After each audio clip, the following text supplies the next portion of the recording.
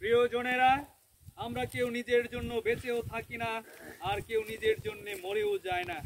যদি বাঁচি তবে প্রভুর জন্যই বাঁচি, আর যদি মরি তাহলে প্রভুর জন্যই মরি। সুতরাং বাঁচি বা মরি যেভাবে থাকি না কেন, আমরা প্রভুরই। কারণ খ্রিস্ট এর জন্যই মৃত্যুবরণ করেছিলেন এবং আবার বেঁচে উঠেছিলেন, যাতে তিনি মৃত জীবিত সকলেরই প্রভু হতে পারেন। মনে রেখো, আমাদের সকলকে একদিন পরমেশ্বরের বিচার সামনে দাঁড়াতে হবে। শাস্ত্রে তো লেখায় আছে, প্রভু বলেন, আমার জীবনের দিব্যি প্রতিটি জানো আমার সামনে নত হবেই, প্রতিটি জিহ্বা পরমেশ্বরের মহিমা স্বীকার করবেই।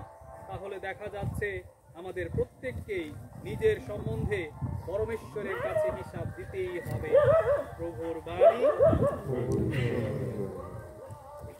আসুন আমাদের এই প্রিয় ভগিনীর জন্য পরম পিতার কাছে আবারও আশীর্বাদ যাচনা করি। হে পরমেশ্বর, তোমার করুণা গুণে পরলোকগত